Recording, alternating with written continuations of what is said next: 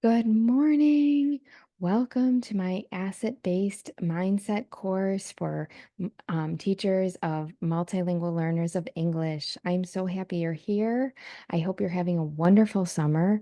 I hope that things are going smoothly, how you hoped. Everyone's staying healthy and happy. And if you'll be getting this about a week after 4th of July, so I hope you had a nice 4th. Happy Canada Day, if you celebrated that on the 1st. And yes, summer is here. Woohoo! So I am here today to just give you a quick overview of the website Canvas, or Instructure as it's also goes by. And so right now I'm in the announcement section. Once you log in, you will get an invitation. You just give it a password and you should be good to go. So in the announcement section, this is the welcome. It's the same email that you guys already got. And just setting up those goals for empowering us to think with a more positive mindset, to be creative in our thinking. And really the goal, of course, is with this collaborative community course is to collaborate, to work together where we can learn from each other's experiences. So thank you for being here. Um, just the general expectations for the course. It's designed for teachers of multilingual learners of English or academic language learners, but we are open and accepting to any teacher who wants to grow and expand their knowledge base.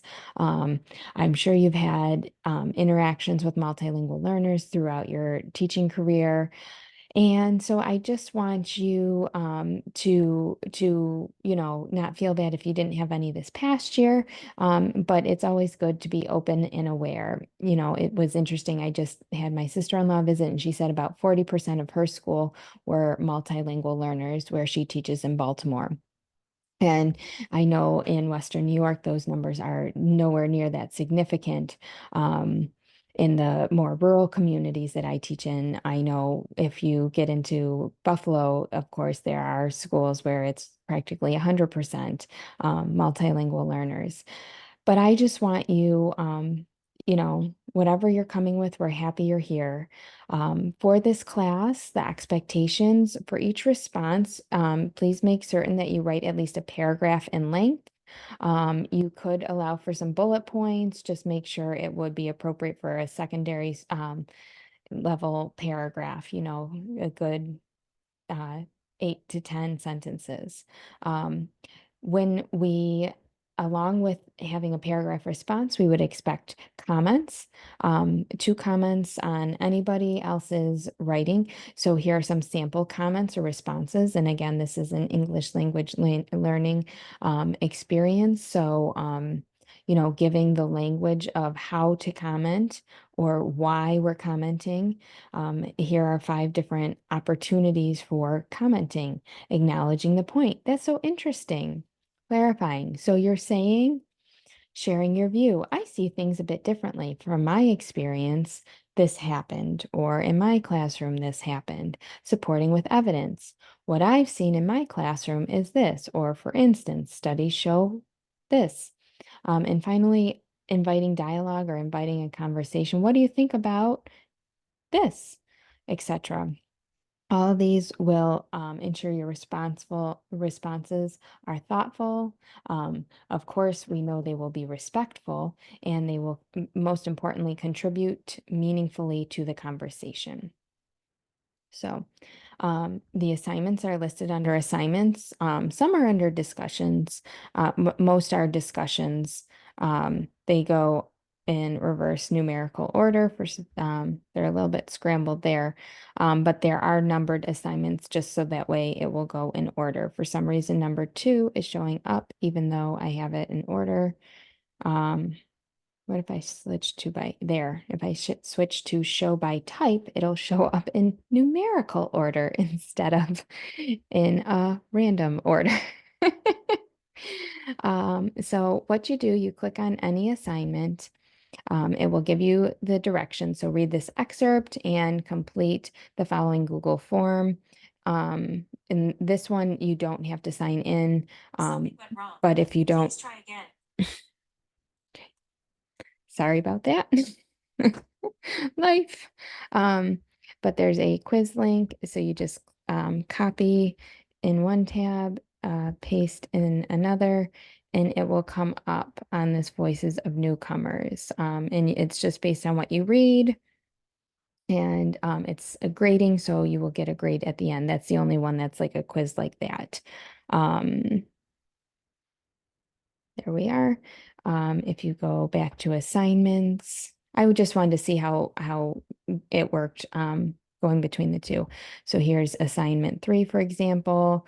I'm giving a little bit of strategy for teaching multilingual learners, but I'm also setting the expectation for you as an adult. We're going to read this article. If for some reason you used up your quota of Ed Week articles, I can email you. Um, I just, don't want to get into copyright confuse like, and it's good to give them credit for the number of views that they get. So this one again has questions, multiple questions to spark your thinking to have that good solid paragraph. And then we would comment on each other's responses. So you just click down here, reply, and you would type in your response, and then click post reply. Obviously, I'm not going to put gobbledygook in there. Replies are only visible once you have posted a comment. So that should work itself out, and we should be able to comment on each other's as you're going through. There are in the assignments tab, you will notice that there are point values. So this one says 1 point. So I would expect it to take about 1 hour to complete.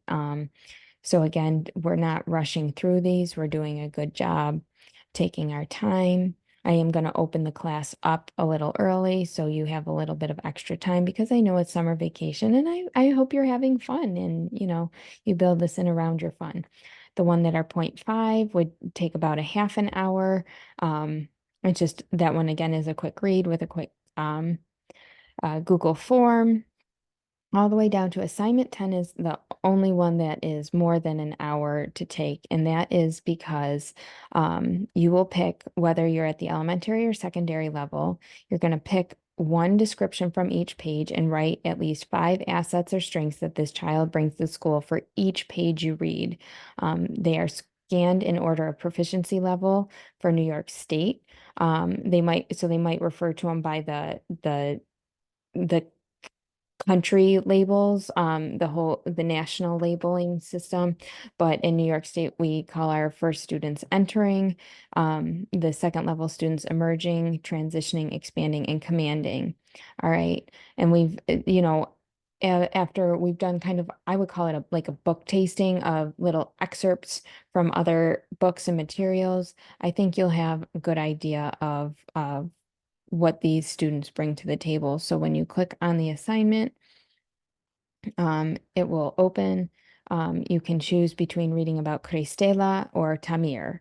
Okay. And so again, first page is the entering students. So those are the students who have very little English, may not speak at all, still in the silent period. But it's still important to realize that these students do bring skills from their home language. All right.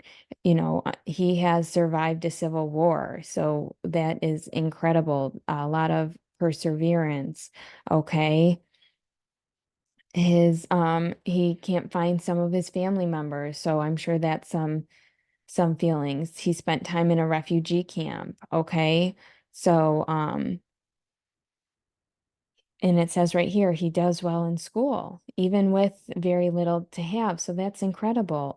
He enjoys reading, art, and studying. So those are things that you would want to focus on when you're teaching, like topics that relate to art.